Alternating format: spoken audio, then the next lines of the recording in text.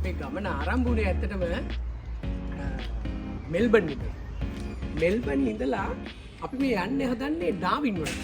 ඉතින් මේ අපූර්ව අත්දැකීම ඔබටත් ඒක ලොකු අත්දැකීමක් වෙනවා. මොකද දැන් මේ මෙල්බන් ඉඳලා ඩාවින් යනවා කියන්නේ කිලෝමීටර් 7ක් විතර තියෙන යන ගමන.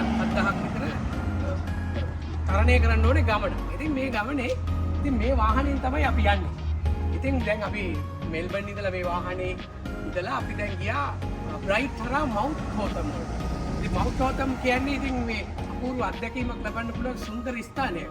මොකද ඒ කියන්නේ මේ පළාතට හිම වැටෙනවා. ඉතින් මේ හිම වැටෙන ප්‍රදේශයට අපි ගියා. නමුත් අපි ඊයේ ගියේ ඉච්චර හිම තිබුණේ නැහැ. මේ හිම වැටෙන කාලේ නෙවෙයි නිසා.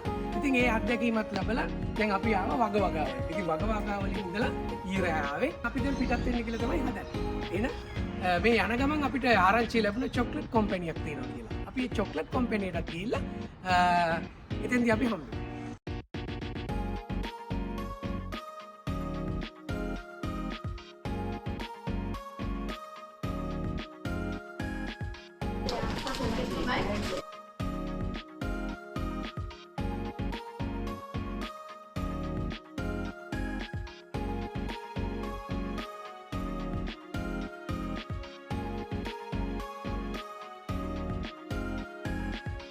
දැන් ඉන්නේ කැම්බරාව.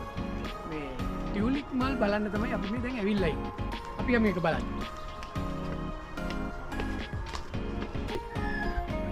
ඉතාලම විචිත්‍රවත් මල් වෙනකට තමයි අපි ආවේ.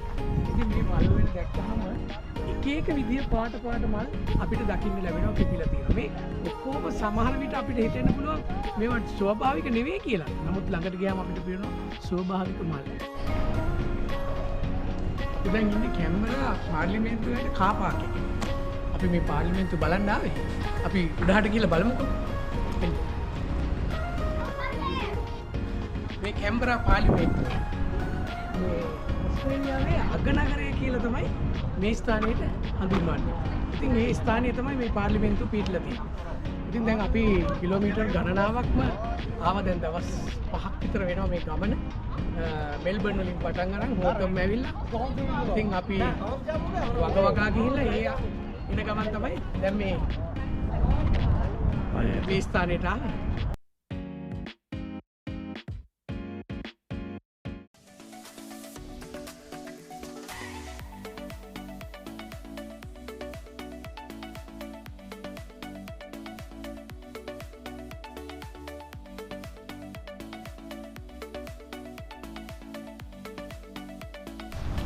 අපි දැන් ඉන්නේ වොලන්ගල් වල තියෙන චීන පන්සලක. බලන්න අපූර්ව. හැමතැනම බුදු පිළිම අපිට දකින්න ලැබෙනවා. හැබැයි ඉතින් අපේ ලංකාවේ වගේ නෙවෙයි මේ බුදු පිළිම. ඒ හැඩරුව සම්පූර්ණ වෙනස්. නමුත් අපූර්ව ශ්‍රද්ධාවක් සිතේ සතුටක් ඇති වෙනවා මේ ස්ථානයට ආවට පස්සේ. අපි බලමු. හරි අපූර්ව අත්දැකීමක් ලැබුවා. පුදුම ශ්‍රද්ධාවක් මේ ස්ථානයට ආවට පස්සේ මගේ හිතට දැනුණා. ඇත්තටම මේක ඔබත් අත්විඳිය යුතුමයි. මේ Three Sisters කඳුපන්තිය ඇත්තටම ඕස්ට්‍රේලියාවේ ප්‍රසිද්ධම කඳුපන්තියක්. මේ හරියට විශාල වශයෙන් මේ විදේශිකයෝ මේ එනවා සිරි නරඹන්න. ඒ වගේම අර තියෙන කේබල් එක. මේ කේබල් එකෙන් ඇතුලේ පල්ලෙහාටම යන්න පුළුවන්. ඉතින් ඒ වගේ දර්ශන අත්දැකීම් අපිට ලබන්න ලැබුණා. ඉතින් ඇත්තටම හරි සුන්දර අත්දැකීමක්. බලන්න සුන්දර පරිසරයක්. ඉතින් මේ වගේ දේවල් දකින්න අපි ලැබීමත් ඉතින් මහා පිනක් කියලා තමයි අපිට හිතෙන්නේ. කොයිතරම් වටිනා ලෝකයකද අපි ජීවත් වෙන්නේ කියලා වෙලාවකට හිතෙනවා. අපි ලංකාවත් ඒ වගේම හරිම ලස්සනයි සුන්දරයි. නමුත් මේවත් අපි දකින්න ඕනේ, අත්විඳින්න ඕනේ.